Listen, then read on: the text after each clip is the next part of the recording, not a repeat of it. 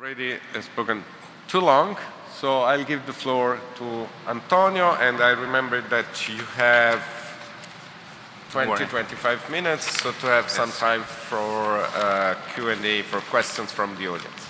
Okay. It's plenty of time, but I really want to spend maybe 30 seconds to, since I'm the first speaker, to thank you, of course, your colleagues at LEAR, the Università di Tor Vergata, and all the sponsors for the invitation. It's not only a pleasure to be back home, I can say, in Rome, but it's an honor, a privilege to have this opportunity to share with you some of the thinking that is going on in the OECD and some of the experience that the OECD has developed over years now in this complex area of the interface between competition policy and public procurement policy.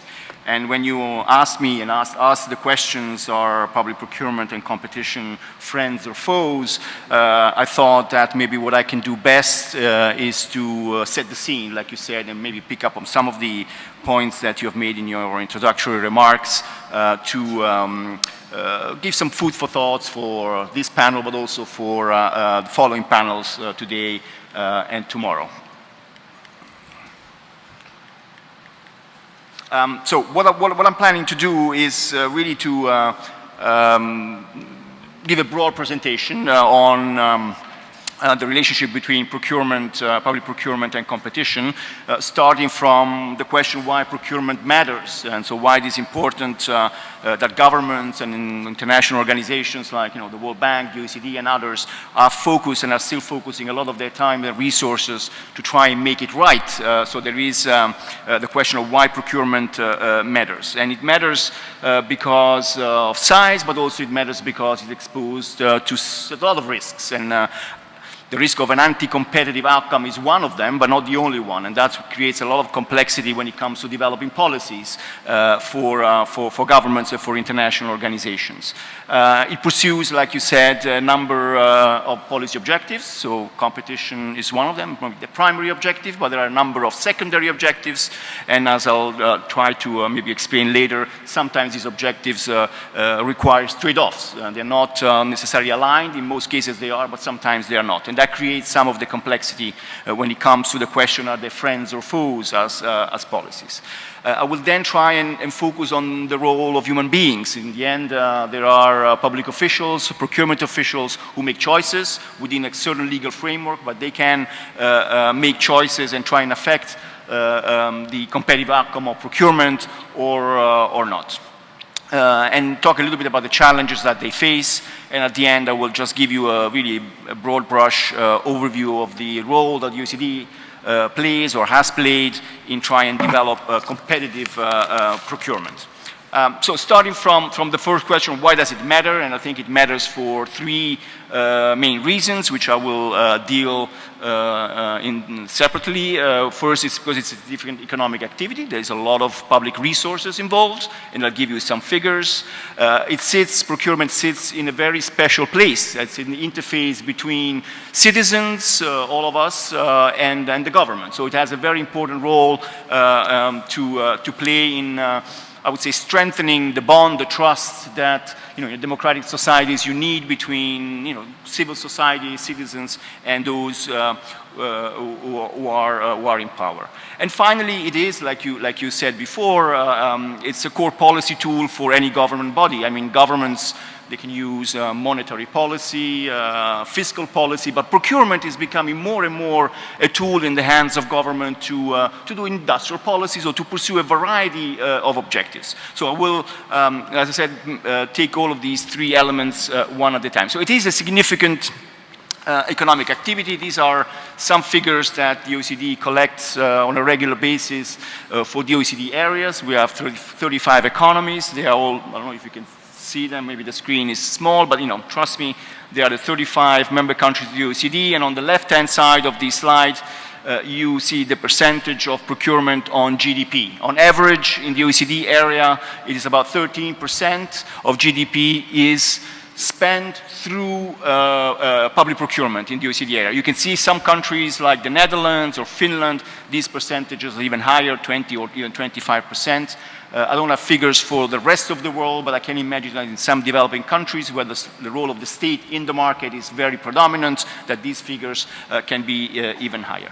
On the right-hand side of the slide, you see the percentage of procurement on total government expenditures. And there we are around 28%. It means for every euro spent by the government, 30 cents approximately are spent through public procurement. So there is a lot of public resources involved in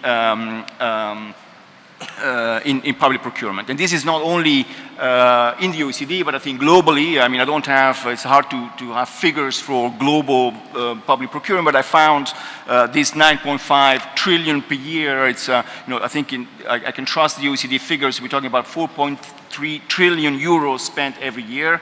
I think globally it's probably less double, but that to give you a sense of how much public resources is involved. So size does certainly matter in this case. And it matters also because, as I said before, it's a very sensitive, it's a very particular activity of governments, because again, it sits in between us and our governments.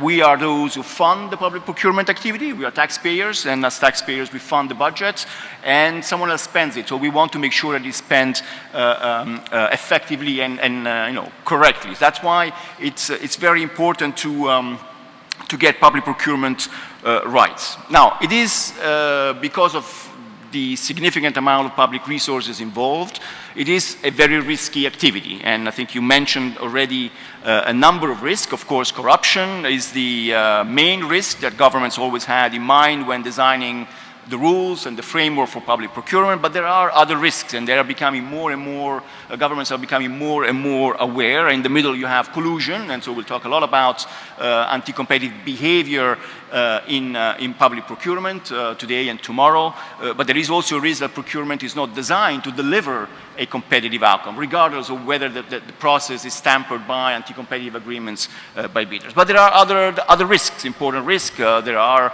misappropriation of resources, frauds, conflict of interest, I mean, manipulation of the process, favoritisms, and there are lots of these risks that affect procurement. Waste of public resources is the main thing. So the point here is we're focusing today on the risk of lack of competition in the procurement process, but governments have in mind a variety of other risks that they need to address. Now, if we take corruption, which is, of course, where a lot of empirical studies have been done, there's a lot of policy debate has taken place.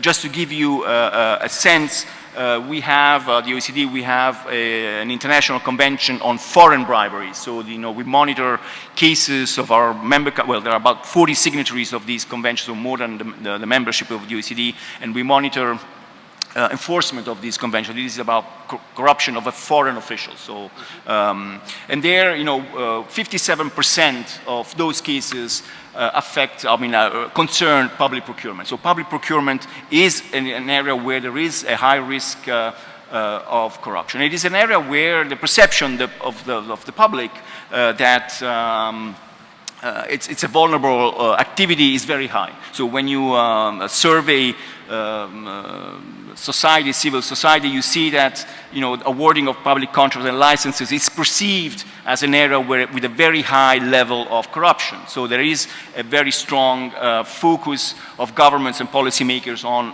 limiting corruption. Now, this has had a huge impact over time, of course, on the bond, as I mentioned before, this fiduciary relationship between citizens and their governments. There may be other reasons, the economic crisis, the way our economies have developed over the last 10 years has had a huge impact on that. But if you open the newspapers and the front page of most newspapers in all of our countries, you not really have to go very far away, then there are scandals about from a local mayor to the, you know, very senior politicians involved in scandals with misappropriation and wrongdoing in awarding contracts and public contracts. So it is important to get public procurement rights, and bringing back the discussion to competition and why it's important to have a competitive public procurement system.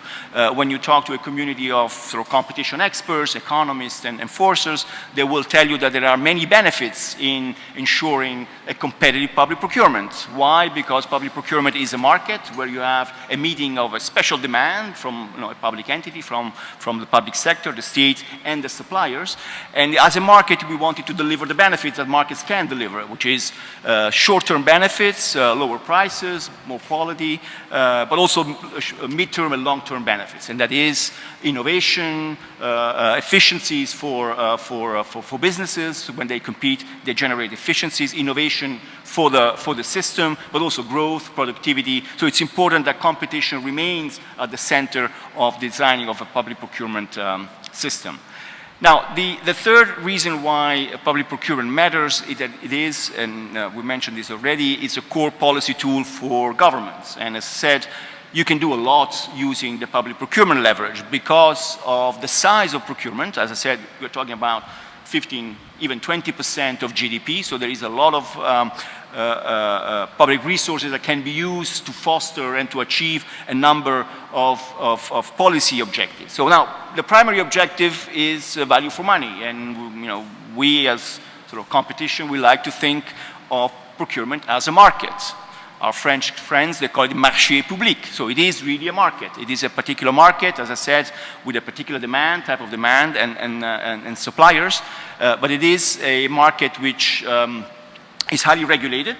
So there is, the rules are set by the legal framework. But it is a market. So we want, the primary objective is to generate value for the purchasers, or for the state, and ultimately for all of us. But if you Google public procurement and policy objectives, you find a variety of other objectives that government can or do pursue through public procurement. I put some of them, on this slide. Security of supply. If you are a hospital, you want the medicines. You don't really care ultimately how much you're paying the medicines. Your patients need to be taken care of. So supply and importance of having a security of supply is important, but standardization, environmental issue, environmental policy, social sustainability, and you can go on and on. Development, social development is an important policy objective. I think, when the bank goes in countries and funds projects, building a road is not simply building a road, it's to bring services to a remote area. So development is more important, or is as important as spending the money more efficiently and effectively. May not be the case in some countries, but we know that some jurisdictions pursue even sort of protectionist industrial policy objectives. You have share of procurement which are reserved to national suppliers. So, and that's industrial policy. And all of these to say that competition is, so the primary objective, having competitive outcome is very important, but sometimes the fact that governments are pursuing several policy objectives calls for trade-offs, and I'll come back to that in a second.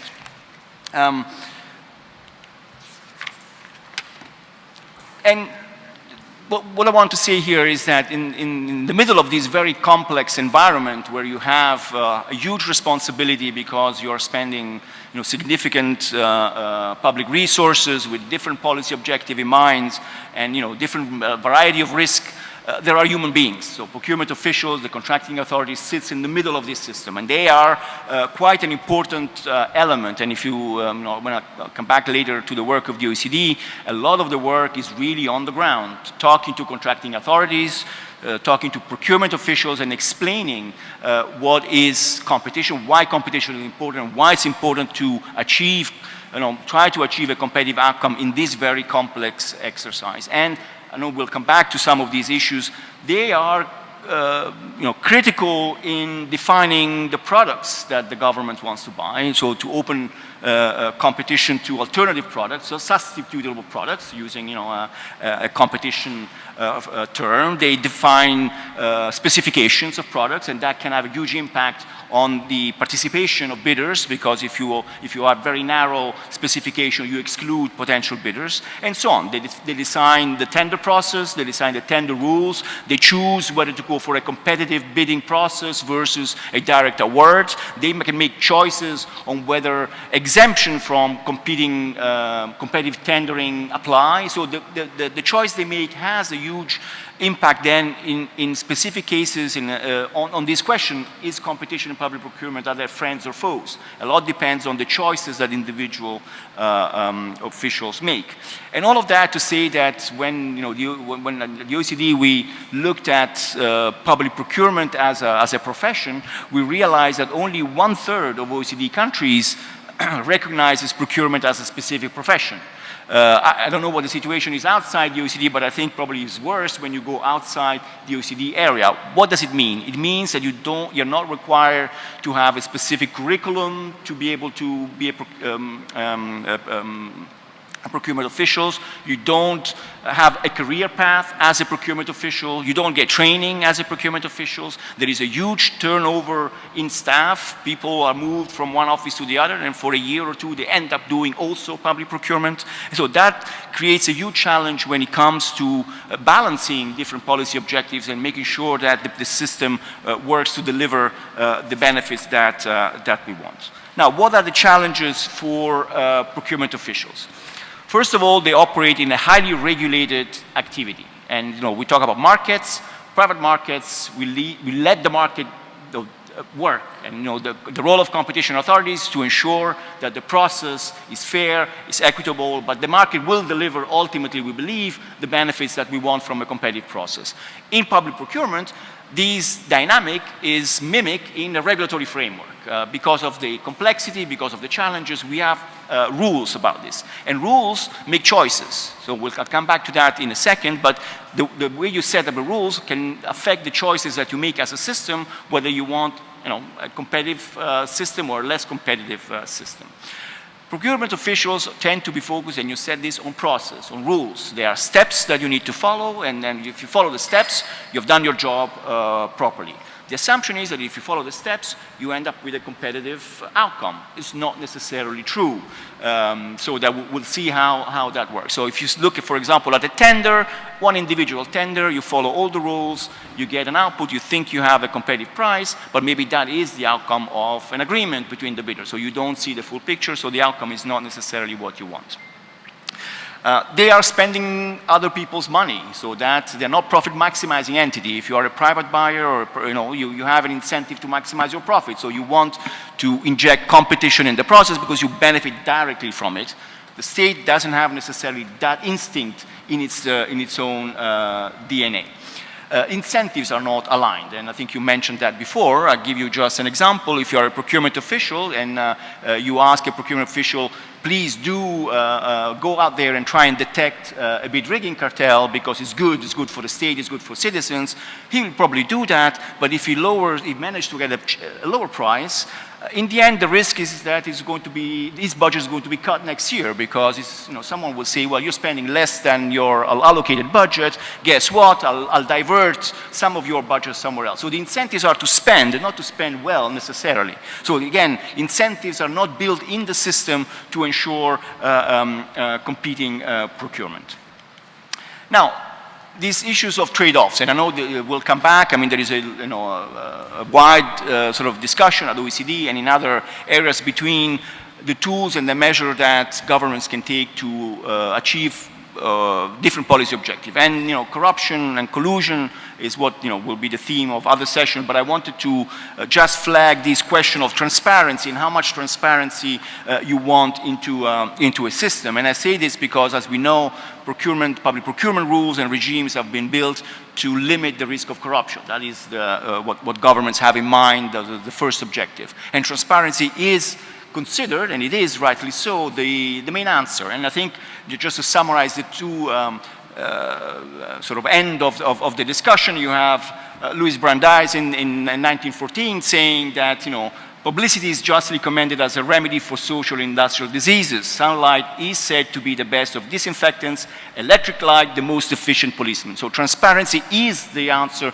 to, is the underlying element for accountability. You need transparency to make the government accountable. But 50 years later, Stigler, as we know, has devoted a career to understanding collusion and the mechanism for collusion, sustainable collusion. He warned all of us that a system of sealed bids, publicly open, with full identification of each bidder's price and specification, is the ideal instrument to detecting price cutting. So that makes cartel more easy, more sustainable over time. So there is a tension on this question of how much transparency you want in this particular market, which is public procurement.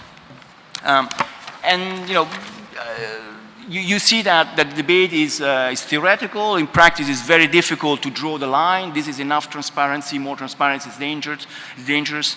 Personally, I think that you need flexibility. Like in private markets, you are flexible. You can react to situations. In the public procurement, you don't have that flexibility. As a procurement official, you are into a rigid system of rules, and so that creates a bit of a challenge.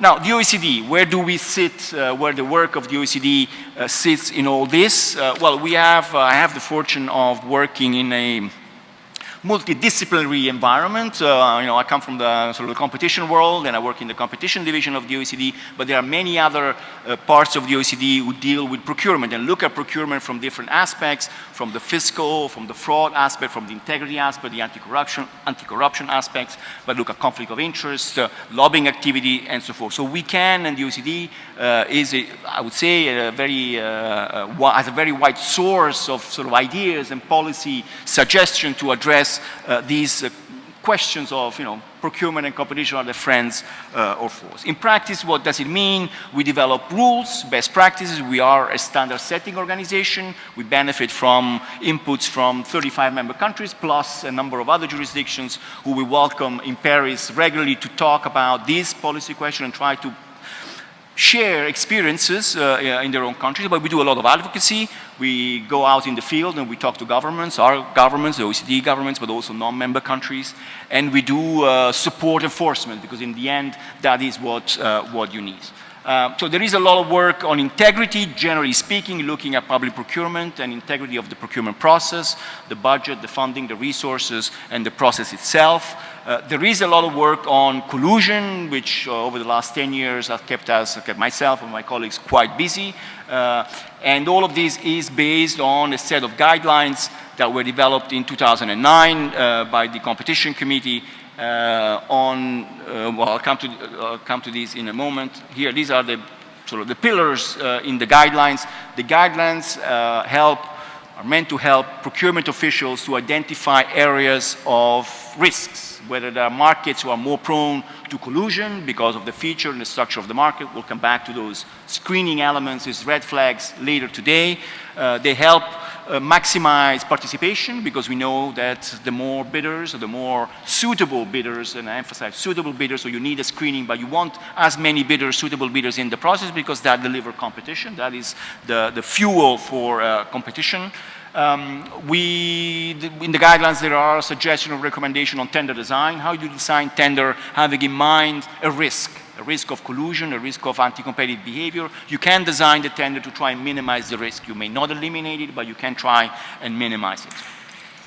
And then red flags. I mean, this is an area where others and many governments have developed red flags. How do you see collusion? How can you identify potential collusion in the tender process? The guidelines became a recommendation, and the recommendation really calls on governments to take a step back, look at their legal framework, and screen it, make a screening analysis, making sure that rules do not facilitate collusion, do not facilitate anti-competitive behavior in procurement. Let me skip this one. The last point, 30 seconds, because I think it's a theme that might come back. As I think I've made probably clear so far, procurement is not doesn't have a single dimension. It's a multidimensional activity. There are many parts of government who are involved in procurement, from setting the policy, setting the rules, from enforcing specific statutes, whether it is an anti-corruption statute, and a competition statute, of course, or money laundering statutes. So there is a need for a coordinated approach to developing rules. So it's important that all these universe of institutions talk to each other, coordinate themselves, have a common approach to public procurement. And last but not least, the role of competition authorities. This will keep us, of course, busy for 2 days, but we've seen and we have been advocating the importance of having competition authority at the center, to some extent, of this network for various reasons, because the relationship between competition authorities and contracting authorities, the public procurement world, can be mutually beneficial. On the one hand, the procurement world can flag suspicious conduct, so can facilitate enforcement. They can build databases. There is a lot of data that can be used by competition authorities and by other enforcers to detect and prosecute illegal behavior. Again, we'll come back to that. And they can explain how procurement works. I mean, I've worked in a competition authority. I'm a competition expert, if you want to say that, but I don't know anything about procurement. So they can explain how procurement works and where they come from, because in the end, it is finding a common ground. What competition authority can do for procurement, they can do a lot. They can help procurement to get compensation. Again, we'll come back to that. It's something that is probably a new area, a new field, or where we hope there will be more experiences going forward in Europe or around the world. It can raise awareness of procurement officials. If you are in a large contracting authority, you may be aware of this discussion. If you are procuring, toners or print paper for printers in a municipality in a rural area, you may not be aware of this risk. So it's important to reach out to those procurement officials as well. And it can provide important advice in how to design the tenders. Because as I said before, this is a market, and competition authority know how market works, or how they should work, and how you can design the rules or the tender to facilitate competition. So, going to conclude, to an answer to your question, I don't know if I have an answer. Are they friends or foes? I think they should certainly be friends, but friendship is not guaranteed, so you have to work hard on it, and that's what OECD, governments, institutions, international organizations are doing, have been doing for now quite some time, and are planning to do more in the future. And with that, I close, and I thank you very much for your attention. Thanks.